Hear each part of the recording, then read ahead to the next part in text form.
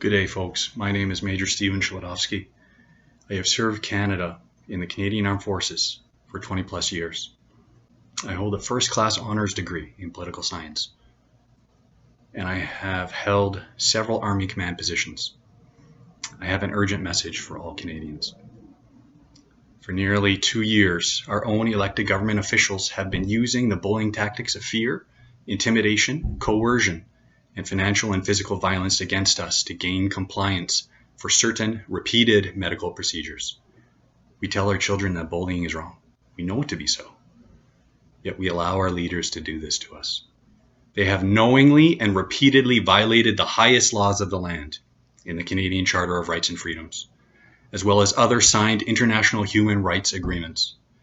Canadians have been lulled into believing that the same government who suppresses your freedoms in the name of safety will one day just reward you back with your freedoms if you just comply to ever-changing rules and health orders.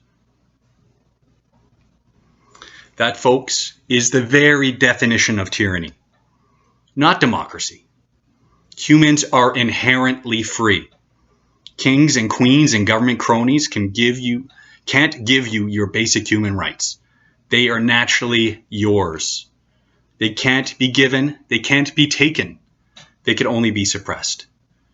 In the Charter of Rights and Freedoms, Queen Elizabeth is recognizing in law our fundamental freedoms.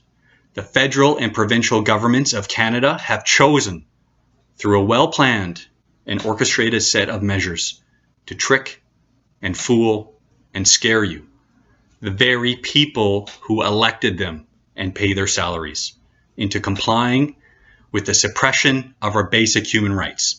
They have knowingly betrayed you and me under the lie of safety.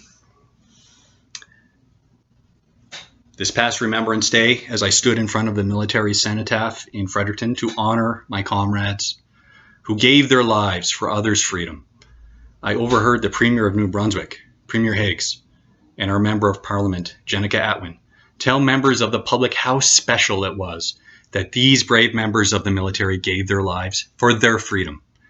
That same freedom that these very liars and deceivers are actively working right now to suppress. I stood there, a soldier of nearly 21 years, as a senior officer in the Canadian Army, as a veteran of Afghanistan, participating in Op Medusa, the largest combat operation for Canada since the Korean War, where I watched my own brave comrades fight and get injured and die. But I also stood there as a person who hasn't taken the COVID-19 injection.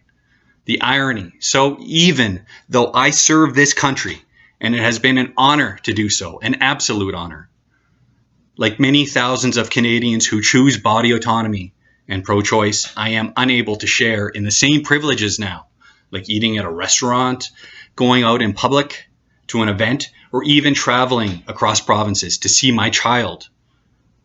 This is happening to many others. These government traitors to freedom are suppressing the rights of the very people they claim to honor, and it made me sick to my stomach.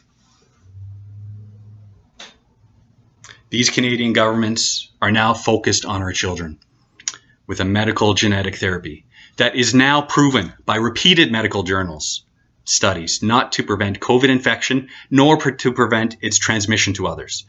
For our children, serious illness and death is non-existent from COVID-19 unless your child is chronically unhealthy to begin with. Yet the toxin that is in this injection will have serious, life-damaging, permanent effects to your child's health immunity. That fact of natural T-cell and DNA damage has also come to light recently by medical scientist studies. I am calling on the medical community to put an immediate halt on these children's injections until the Canadian public can receive the accurate, truthful data from these COVID injection injuries that have already occurred. The Canadian public has a right to be able to make informed medical choices, especially for their little children. To tell them repeatedly it is safe and effective and not give them that choice is a crime, and it's also genocide. The media and government must put an immediate halt to all scientific medical censorship and the silencing of health professionals who do not comply with your agenda, as well as hear from COVID injection injury victims. The Canadian public has a right to hear from those in our communities and families who have been injured by this procedure. I am calling on my military and police comrades, all of you, all of us who have sworn a personal oath to protect our family, our friends, and our community, to now stand up and protect your loved ones against this government-forced medical tyranny. You chose to serve because you wanted to give back to your community. And instead, the government has turned your love for community and your loyalty against you, and you are now a weapon against the very people you love.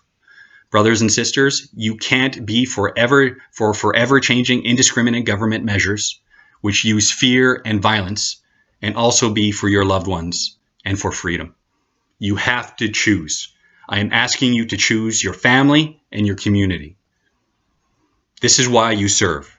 And this is your moment to be a hero for your loved ones. They deserve the truth. They deserve to be protected. I am also calling on all Canadians to join in solidarity together. Freedom and love for our community. Freedom to choose who you want to be, where you want to live, what you want to experience and learn, what your spirituality is and what you want to practice, who you want to love, what you want to put in your own bodies is the foundation of our democracy in Canada. We cannot let freedom die with this generation. May God forever bless the free citizens of Canada.